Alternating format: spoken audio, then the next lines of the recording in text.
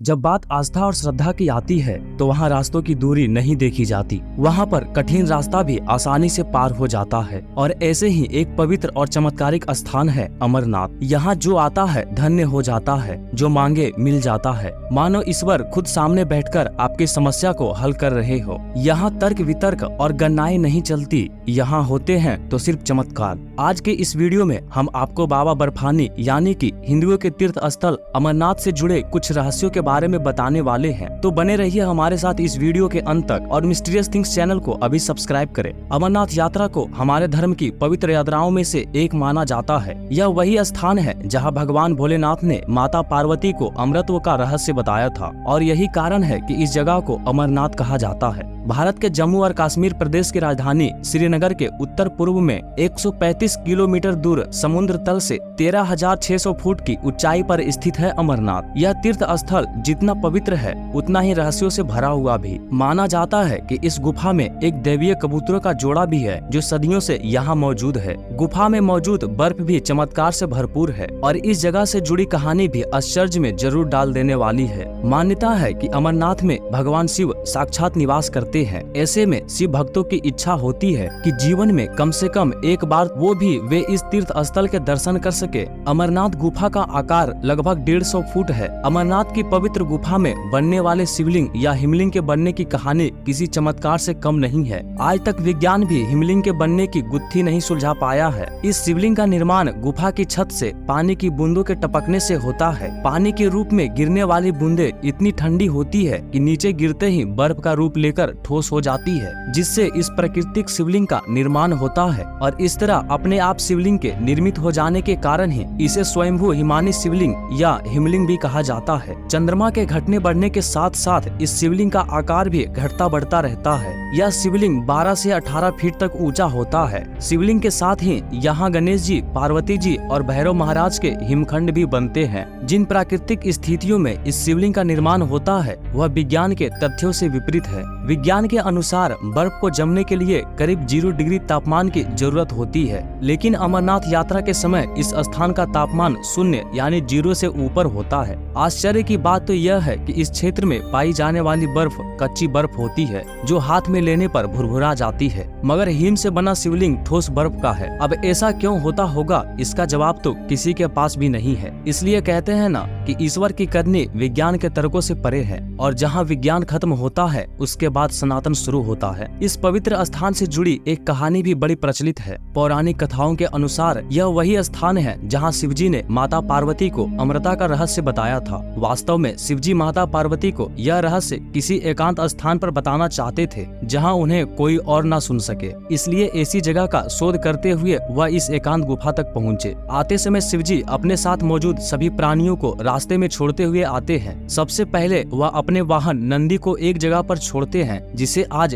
पहलगाम के नाम से जाना जाता है। अमरनाथ यात्रा इसी स्थान से शुरू होती है। यहीं से थोड़ा आगे जाकर भगवान शिव अपने माथे से चंद्रमा को उतारते हैं। यह जगह आज चंदनबाड़ी के नाम से जानी जाती है। जिसके बाद गंगा जी को पंचतरनी में छोड़ते हैं और गले के शेषनाग को शेषनाग नाम की जगह पर छोड़ दिया जाता है। ये सभी जगहें आज भी अमरनाथ यात्रा के दौरान दिखाई देते हैं। जब शिवजी ने माता पार्वती को अमृता का रहस्य बताया तब उस समय वहाँ पर एक कबूतरों का जोड़ा भी उपस्थित था जिसने इस रहस्य को सुन लिया था। जिसके बाद ही कबूतरों का जोड़ा सदा के लिए अमर हो गया। अमर हो जाने के कारण ही इन कबूतरे के जोड़ों को आज भी अमरनाथ की गुफा में देखा जा सकता है। ऐसी मान्यता है कि यह कबूतरों का जोड़ा हर किसी को नहीं दिखता, नसीब वाले ही इस जोड़े को देख पाते हैं। कबूतरों की इस जोड़ी को शिव पार्वती का स्वरूप माना जाता है। चलिए अब आपको बताते हैं इस गुफा की खोज के बारे में। वैसे तो गुफा का इतिहास काफी पुराना है, लेकिन 400 साल पहले अमरनाथ गुफा की खोज एक चरवाहे ने की थी। मान्यता है कि इस क्षेत्र में एक चरवाहे को एक संत ने कोयले से भरी हुई पोटली दी। जब वह चरवाहे अपने घर पहुंचा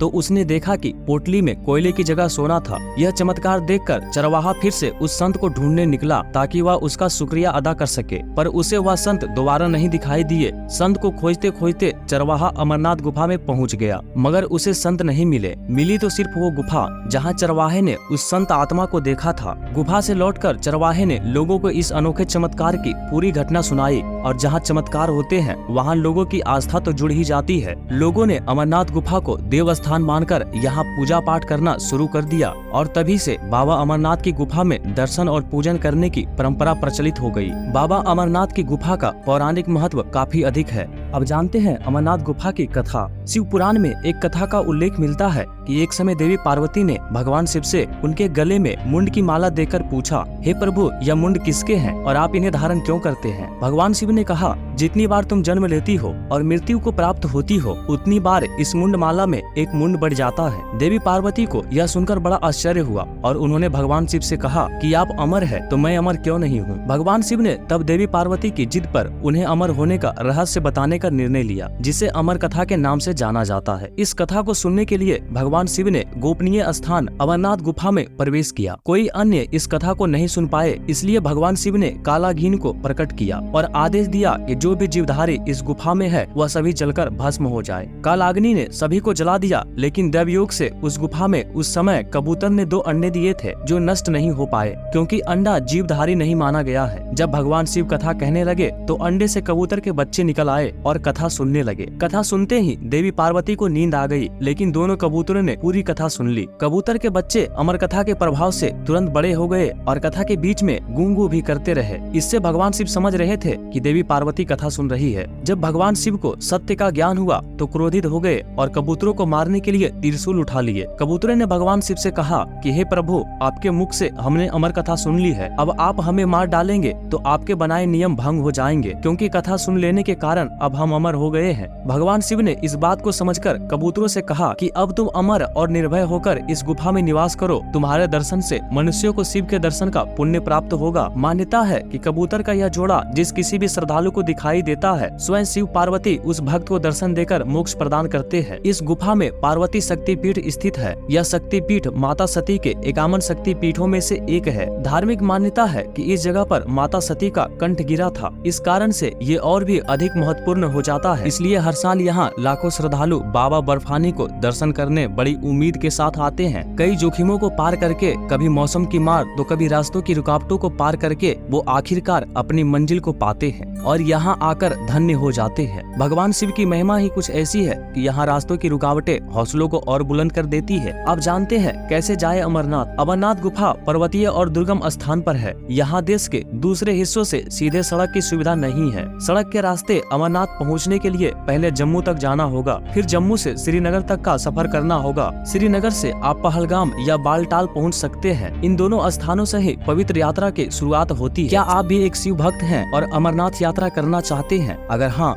तो कमेंट करके जरूर बताएं, और अगर आप अमरनाथ यात्रा कर चुके हैं तो अपना अनुभव हमारे साथ जरूर साझा करें। मिलते हैं अगली वीडियो में नए टॉपिक के साथ। तब तक हर हर महादेव।